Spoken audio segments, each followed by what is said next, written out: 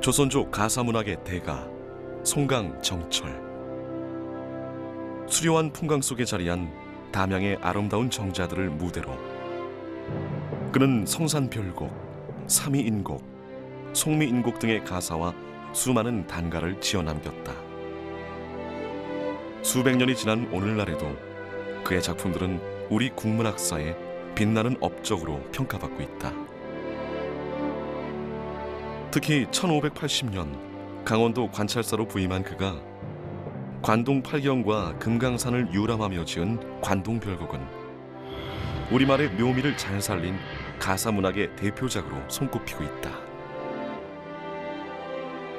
그런데 이보다 25년이나 앞서 관서별곡이라는 제목의 기행가사를 지은 이가 있었으니 그가 장흥 출신 기봉 백광홍이라는 사실을 아는 이는 그리 많지 않다. 조선 가사문학의 새로운 지평을 연 뛰어난 작품을 남기고도 너무 일찍 세상을 떠나 역사 속에 묻혀버린 비운의 천재 시인. 기봉 백광홍의 발자취를 찾아 떠나보자.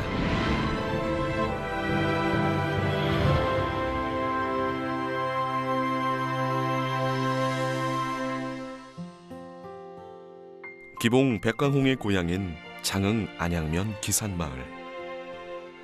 이곳은 백광홍을 비롯해 조선 중기의 이름을 날린 기산 팔문장을 배출한 곳으로도 유명하다.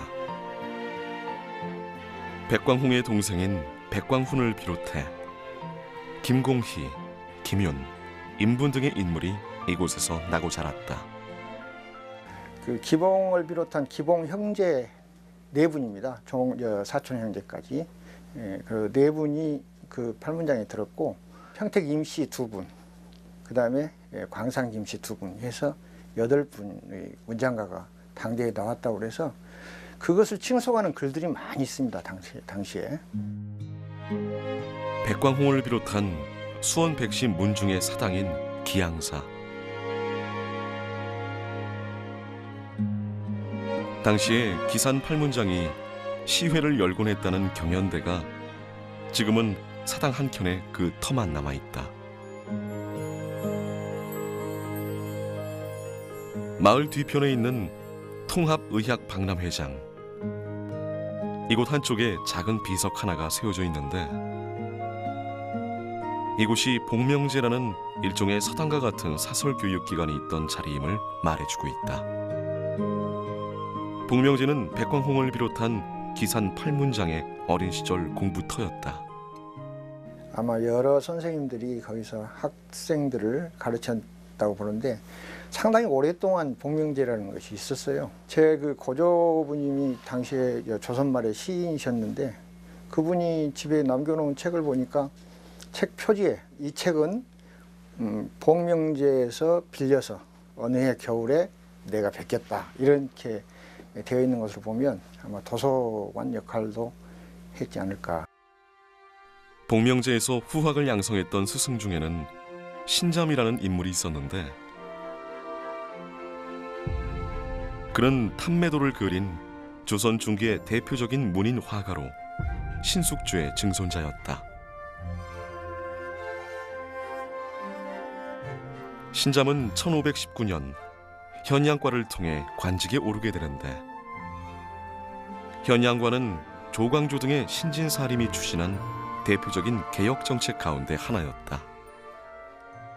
우리가 보통 조선을 유교사회라고 하는데요. 사실 명실상부한 유교사회, 즉 유교 이상국가라고 하는 그런 프로젝트를 실제로 실천적으로 이렇게 행하기 시작했던 것은 바로 이 16세기 초 조광조가 살던 시대라고 할 수가 있습니다.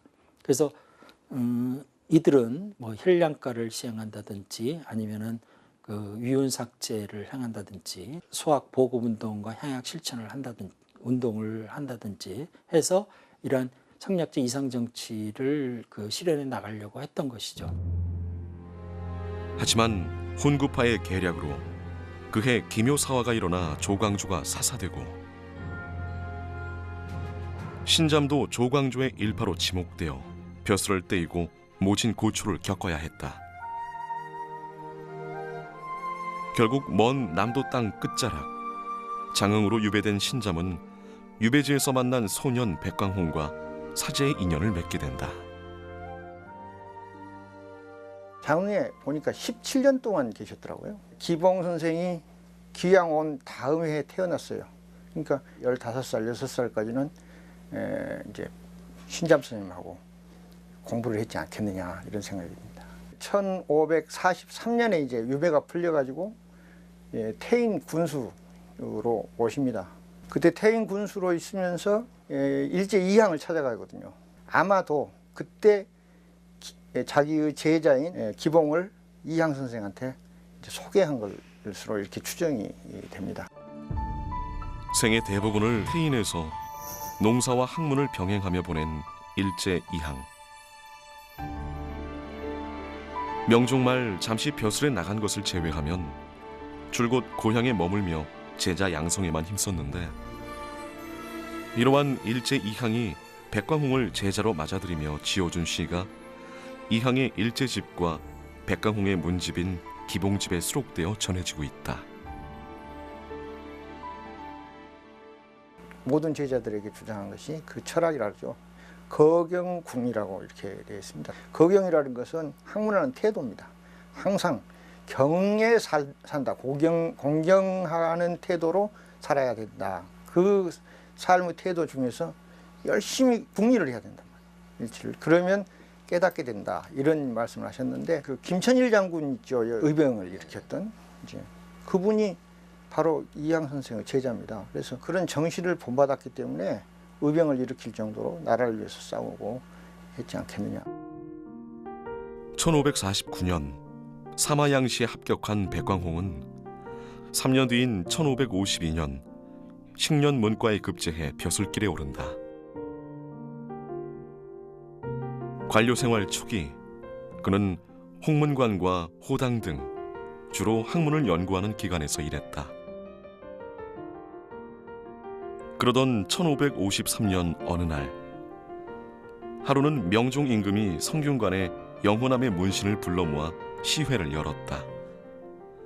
그리고 그 자리에서 서로의 글재주를 겨루게 했다. 이때 빼어난 글솜씨로 백광홍은 당당히 장원을 차지한다. 그가 임금 앞에서 쓴 시가 바로 동지라는 부인데, 현재 기산마을에 그 시비가 세워져 있다. 음양의 두 기운이 자람과 쓰러짐에 따라 계절이 바뀌는 자연의 이치를 동지라는 절기를 주제로 노래한 작품이다. 동지하면은 특징적인 말이 음극양생이라고 얘기합니다. 음이 최고조에 달하고 양이 이제 비로소 생기는 그런 그 계절이 동지입니다. 맨 처음에 나온 건데, 건곤, 하늘과 땅이 위치가 정해져 있다. 어디에? 상하에 있고, 두 기운이라는 것은 음과 양의 두 기운이 왕래해서 이것이 이제 두 개 합해가지고 풀무질한다는 그런 뜻입니다. 동지는 이러한 그 기질을 가지고 있다.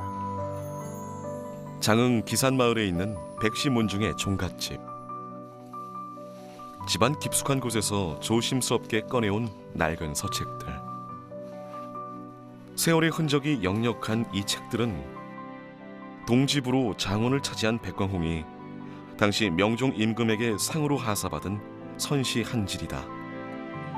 선시란 중국의 시를 선별해서 만든 책으로 풍하익이라 불리기도 하는데, 조선 전기 우리나라에서 널리 읽혔던 시학의 중요한 교과서였다. 중국 원나라 때 유리라는 사람이 그 문선에서 뽑은 그런 자료입니다. 그래서 총 420수 정도의 약간의 그 해설을 붙여가지고 이렇게 만든 책. 풍하익이라는 생소한 말이 나오는데, 풍은 그 민속의 가요, 민족의 노래 이렇게 하고요. 아는 신하들이 모이거나 임금님이 또 조회를 할 때 이렇게 쓰는 그런 말이었는데, 여기에서 익자를 더 붙여가지고 풍하익으로 이렇게 쓴 것으로 보여집니다. 현재 국내에 남아있는 유일한 십책 완질인 백광홍의 풍아익. 특히 목판본이 아닌 세종대에 발명된 초주갑인자로 인쇄되어 당시의 인쇄수를 파악할 수 있는 귀중한 자료이기도 하며 이러한 가치를 인정받아 지난 2010년 보물로 지정됐다. 1555년 봄, 백광홍은 평안도 평사의 벼슬을 제수받는다. 이 영안북도라고 하는 함경북도, 거기에 평사가 한 명이 있었고요. 압록강을 지키는 거기에도 평사가 한 명이 있었는데 문관이 가 있었습니다. 거기서는 주로 군 자금이랄지 군인들이 그 고가 점수를 매긴달지 이게 문부의 일을 담당을 하는 그런 벼슬인데 딱 한 명이 있었습니다. 상당히 군에서의 큰 역할을 했던 그런 벼슬이라고 할 수가 있죠. 이미 명문장가로 이름을 날리던 그를 당대 수많은 명사들이 전별했는데 그중 대표적인 인물이 훗날 문묘에 배향되는 하서 김인호다. 김인호가 백광홍을 떠나보내며 쓴 시가 그의 문집인 하서집에 남아 전해지고 있다.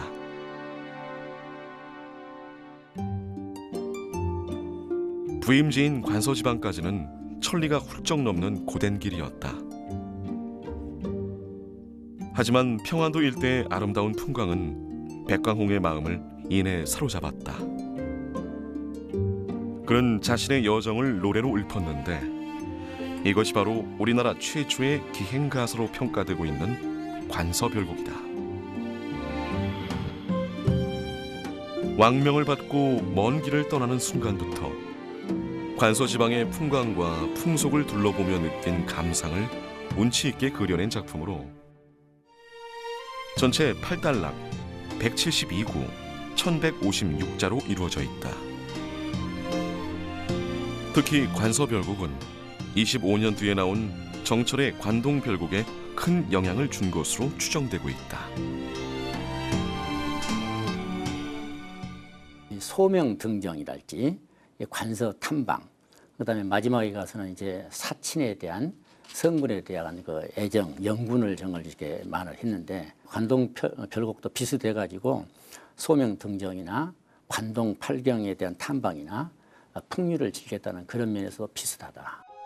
두 작품은 단락의 구성뿐만 아니라 문장의 형식과 문체 역시 거의 유사한데 일단 도입부의 여정의 시작이 어명에서 비롯됐음을 노래하고 있다. 또한 두 작품 간의 어휘도 60-70% 정도가 동일하고 표현법도 거의 비슷해 관동별곡이 관서별곡의 직접적인 영향 아래 창작된 것으로 분석되고 있다.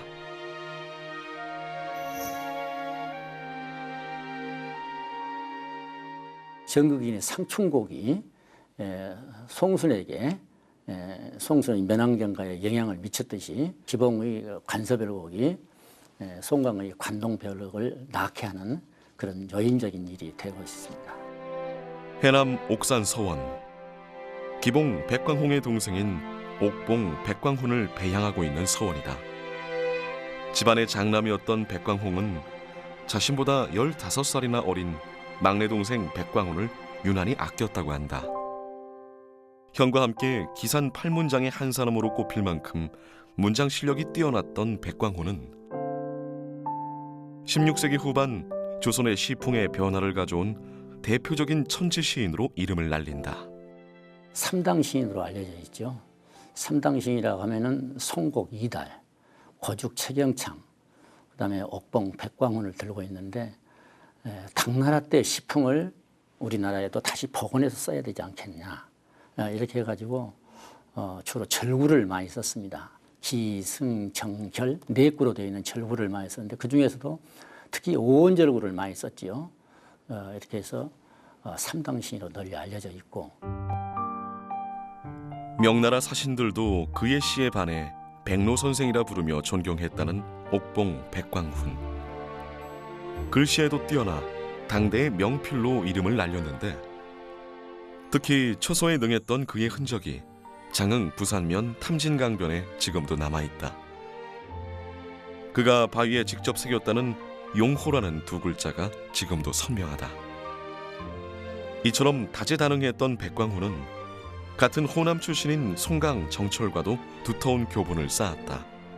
비슷한 연배의 두 사람이 서로 교류하는 과정에서 정철이 백광홍의 관서별곡을 접했을 것이라는 추측도 가능하다. 물론 백광홍을 통하지 않고서도 정철이 관서별곡을 접했을 확률은 높다. 창작 당시부터 관서별곡은 많은 사람들에게 불려졌던 것으로 추정되고 있는데 후대의 기록인 이수강의 지봉유설이나 조인의 이제집에 관서별곡이라는 노래가 널리 불리고 있으며 그 지은이가 백광홍이라는 사실이 기록되어 있다.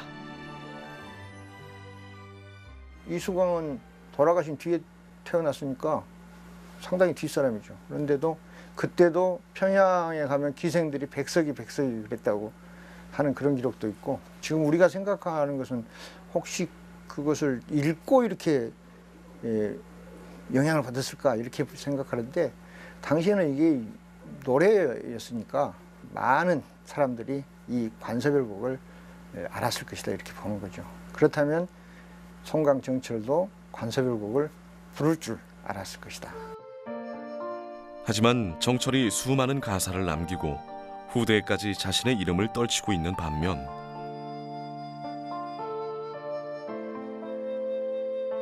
백광홍의 가사 작품으로는 관서별곡 단 하나만이 전해지고 있는 이유는 무엇일까?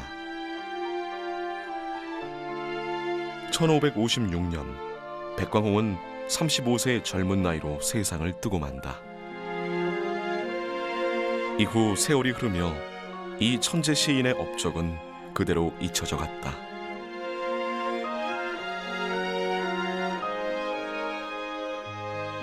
그의 문집인 기봉집조차 이런저런 이유로 사후 300년이 지난 19세기에야 출간됐다.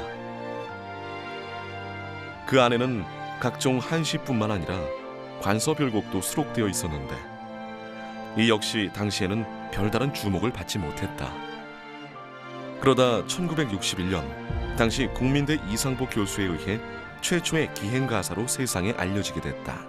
관서별곡이 있었다는 사실만 모두들 어느 정도 알았지, 해방 이후에 전혀 몰랐다가 이상보 교수님이 이제 장흥에 오셔가지고 그 기봉집을 직접 보시고 나서 국어문학지에다가 이제 그 논문을 쓰신 거예요. 기봉의 관서별곡을 발굴한 거죠. 장흥군 부산면 그의 묘소 아래에는 지난 1987년 전국의 국문학자들이 뜻을 모아 건립한 관서별곡 가비가 세워져 있다.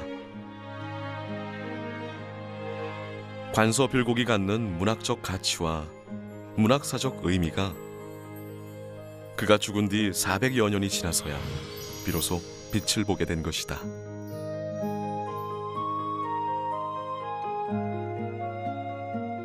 영암에서 발원해 장흥 들녘을 적시고 강진에서 바다와 만나는 탐진강, 누적 문화가 발달한 담양, 화순 못지않게 물빛이 아름다운 이곳 탐진강 주변에도 10여 개의 정자가 세워져 있다.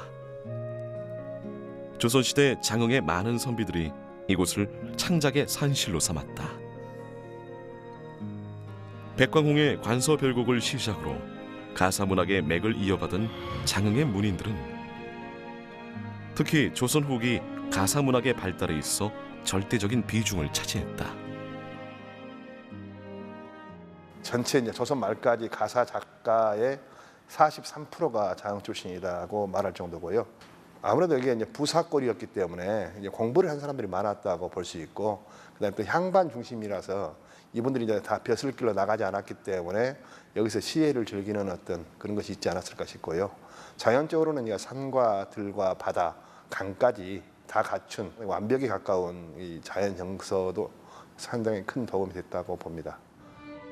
장흥 천관산 아래 자리한 천관문학관. 한국 문학사에 큰 획을 그은 장흥 출신 문학인들이 얼마나 많은지 이곳에 오면 한눈에 볼 수 있다.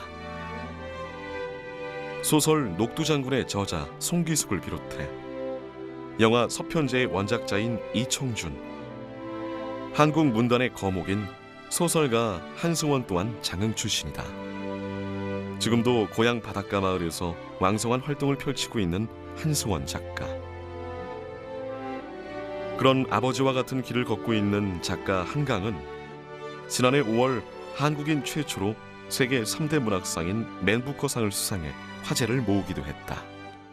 1960년대 중반에 이제 송기숙, 이청준, 한승원을 비롯한 아주 거물급들이 나오거든요. 그래서 그때부터 이제 자흥이 특이한 곳이라고 할 정도로 이제 문인이 많이 배출된 것으로 됐고요. 한강은 원래 고향은 이제 강주인데요. 그분의 이제 아버지, 할아버지 때부터 이제 자흥에서 살았고, 특히 이제 소설가 한승원 선생의 따님이기 때문에 그 가족 자체가 한 덩어리로서 실질적으로는 고향을 자흥이라고 볼 수 있을 것입니다. 그래서 이제 더더욱 자흥이 더 부각됐죠. 문학관 뒤쪽에는 국내 레로라 하는 작가들의 주옥 같은 글귀를 새겨놓은 54개의 문학비가 세워져 있다. 문학의 고장이라는 수식어를 누구보다 자랑스러워하는 장흥 사람들. 그들이 하나하나 쌓아 올려 가꾼 문학공원은 그 자체가 또 하나의 작품이 됐다. 관서별곡을 지어 호남 가단의 뿌리를 이루고 현대문학의 자양분이 되어준 기봉 백광홍. 비록 짧은 생을 살다 갔지만 그가 남긴 작품은 남도의 소중한 보물이다.